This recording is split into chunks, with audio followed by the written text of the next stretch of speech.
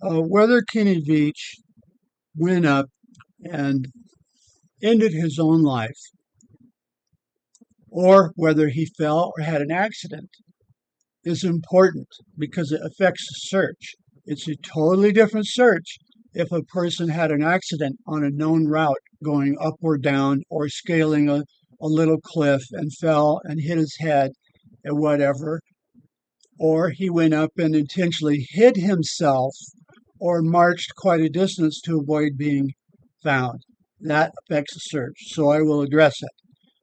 That, in my opinion, obviously, I don't know for sure, I wasn't there. So that's obviously known. And so that's my disclaimer. It's highly unlikely that he just simply fell and got hurt and didn't go up to end his own life. There's too many things. First of all, he said it.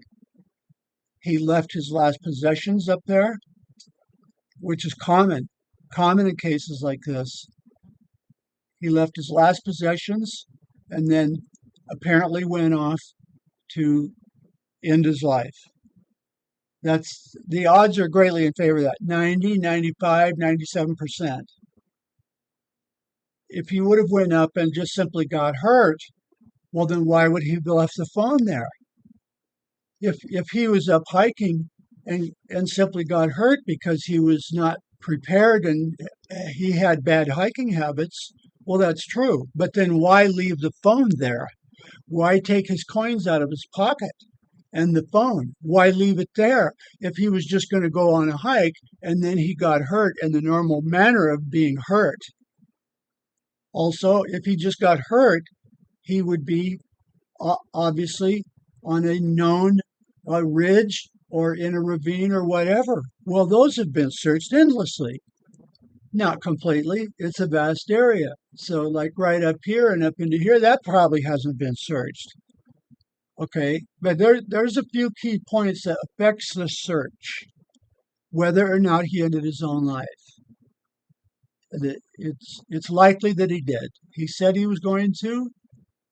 He was in the process of losing everything, so on and so forth. And he left his last possessions. Now, there's one thing, if he got hurt, well, there's phone service up there.